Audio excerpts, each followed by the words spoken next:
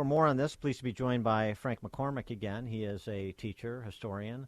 He's also writes over at chalkboardheresy.com, chalkboardheresy.com. And by the way, bring Frank McCormick in to go point counterpoint with Calvin Terrell. Wouldn't that be fun? He's local. Hey, Frank, thanks for joining us. Appreciate it. Hey, thanks for having me again. Appreciate it. So, social emotional learning. You're in the trenches. You haven't been thrown out of your school yet, have you? Oh no, that ended in January. Oh, it did. Well, remind people what happened. Yeah, I basically sort of decided to be openly conservative online and start a blog, and then thought to myself, what if I do the opposite of everything they expect you to do? So instead of back down, I would respond back, and kind of got in a one-man war with my school district, Waukegan High School. And, don't regret it, though. A lot came to the surface, and there were other teachers across the country doing the same thing. And now we're just trying to kind of continue informing the public about what's really going on in their schools. Do you want to continue teaching? I would like to, but you become kind of blacklisted. It's almost like, well, what about at a private Catholic school, something like that? I mean, I know that even those are limited in terms of options that will endure any criticism of this sort. But what about that? Yeah, that's a possibility, but they're pretty risk averse as well. Yeah. This is something I've talked to Paul Rossi about, and the problem. Paul Rossi thinks it's almost just as bad, if not worse, in private schools because they're trying to appease kind of this woke faction of parents that they don't want to cause a lot of trouble for them. So it's pretty risky to do, but people have to know what's going on. So getting back to Calvin Terrell and this SEL workshop tomorrow night at Prospect High School. So, from your experience at Waukegan and just knowing teachers and writing about this stuff, so how ubiquitous are the Calvin Terrells in K through 12? When you read what he writes online, I understand the public is shocked, but it's not a surprise to me. These people are brought in all the time. Not necessarily in such a public fashion, and typically they're a lot more discreet about their views. So you're kind of getting something different with Calvin Terrell. He's really open about it. But none of this is new. None of this is surprising. Schools and teachers just aren't used to the public knowing as much as they now know and as much as they're finding out. They've been doing this for years, if not, over a decade. And it's just now coming to light. But I think people are still trying to wrap their heads around it because the language changes and evolves so much. And these terms, SEL, people understand that there's things they don't like about it, but they don't understand really at the root what SEL is and why it's dangerous. Well, explain SEL and what it is and why it's dangerous. Sure. So SEL, basically on the surface, it sounds nice. It fosters social and emotional skills. The catch is, who decides what is proper socialization? Who decides what an emotional skill looks like? So, for example, we could agree SEL, which teaches kids to respect other people's privacy, is a good thing. But often the architects of SEL will argue something like healthy socialization involves awareness of inequity, or that empathy for oppressed groups is an emotional skill kids should possess. So I've described SEL as like a Trojan horse. And it's ultimately a Trojan horse for this revolution that many of these radical, or what they call them, critical pedagogists want. They want a revolution. You need revolutionaries. And to get that, you have to develop a new type of consciousness. And so I urge people to look in not just in SEL, but a lot of it is called transformative SEL. And transformative SEL is this process where young people and adults, and this is their definition, build relationships to develop critical consciousness together. And critical consciousness is basically neo-Marxism, where Marxism was class consciousness, recognizing systemic and structural oppression.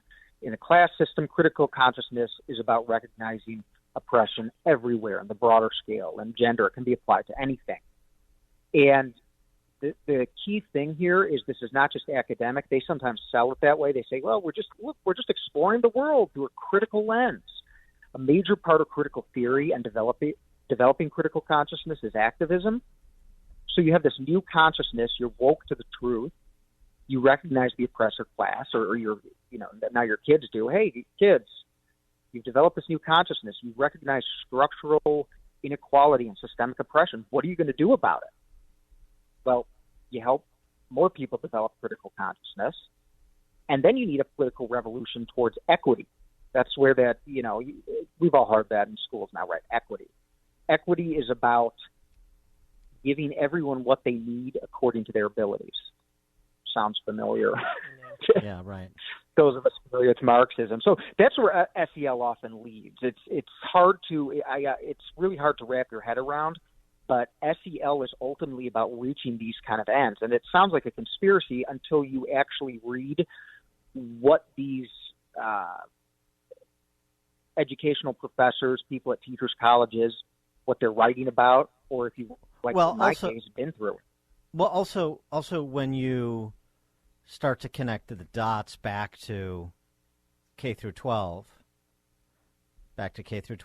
through college, yep, to CNN stories this weekend, Daylight Savings Time sheds light on lack of sleep's disproportionate impact in communities of color. Daylight Savings Time is racist. Seriously. Jaywalking laws. Yeah. Arbitrarily enforced and tickets disproportionately given to people of color in low-income communities. Jaywalking is racist. Red light cameras are racist. Everything is forced through the identitarian prism, and depending on, what your predilection is, whether race comes first or gender identity comes first, but it's all that everywhere all the time. Yeah, critical theory has definitely infiltrated so many different aspects of our society and culture that we're just now starting to wake up to it. And I think a lot of people, they know what's wrong, but they don't necessarily have the language to describe it yet, which is why I think it's really important to read the people who are authoring these books and these studies, who are, go to Terrell's speech, hear what he has to say, learn about it. You'll be shocked, but you need to be shocked. But what's really insidious about this for me is that, and this is why I decided to speak out in the beginning, was they're targeting schools for a reason. They've kind of given up on adults. So they're starting with kids because they circumvent the problem of having to convince adults of their political solution. That's what indoctrination is, and they actually write about it too. Yeah, the adults have ceded control to the kids, so the adults just get rolled over, right? They don't need the adults. Well, yeah, and they have an incredible amount of faith in, you hear this all the time in schools. Children of the future. Children can run the classrooms. Children can run the schools. Children will run the world. They want that if kids are in line with their kind of ideology. And there's a lot of parallels to the Cultural Revolution, which was a student-led revolution in China as well. And it was the same kind of idea that children are the future and they should be running things. And don't tell me how the Cultural Revolution in China ended. Let's let it be a surprise. Robert Pondicio over at American Enterprise Institute wrote this piece last year about SEL, he takes sort of one step back, which I like, and I think this is a nice framing of a conversation about this with parents. He writes, inherent in SEL is an under-discussed change in the role of the teacher, from a pedagogue to something more closely resembling a therapist, social worker, or member of the clergy, no less concerned with the child's beliefs, attitudes, and values. At the very least, the rise of SEL, under the cover of jargon and educationese, has become a largely unquestioned feature of mainstream education, thought, and practice, with insufficient discussion and debate about its effects on schools' missions. The more salient question, he says, is, which tends to go unasked, must be self-first. Is this the appropriate business of the school? And the answer is no, because, for example, he points out teachers are not well equipped to deal with these issues, and as he writes, the potential negative consequences for students as damaging to children as it might be for a teacher to perform poorly at teaching reading, math, or history, the effect of being a poor mental health professional could be even more dire.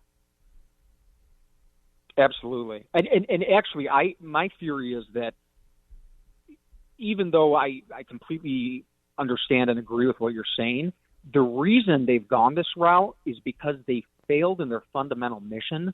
So they're looking desperately for something to be successful at. And so they're trying their hand at drugstore psychology now. But it's going to have even more disastrous results. Or if it goes the way they've planned with this transformative SEL, then it may work out very well for them. Because I still think SEL fundamentally, I think there's some, stuff on the surface that looks good. But I think fundamentally what it's about is advancing a political agenda kind of under the guise of pseudo-psychology.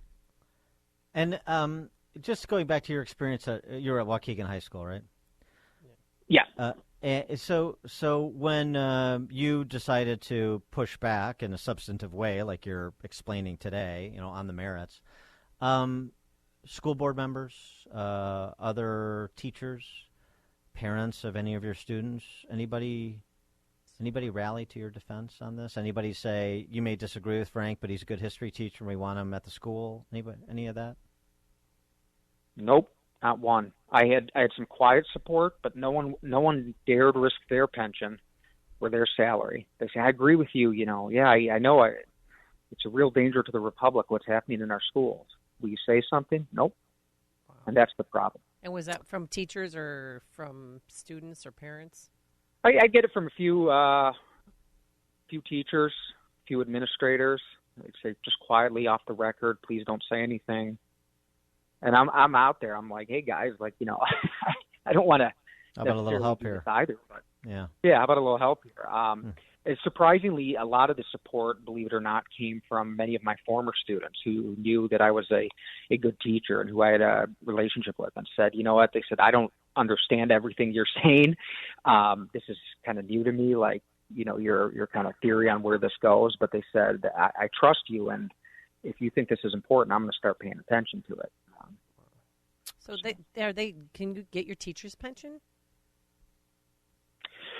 Well, they tried. So, they basically, you kind of lose it when you leave, unless you're vested. I was vested, but, it was basically, pennies compared. It's a pyramid scheme, as we know, but so you get very little back.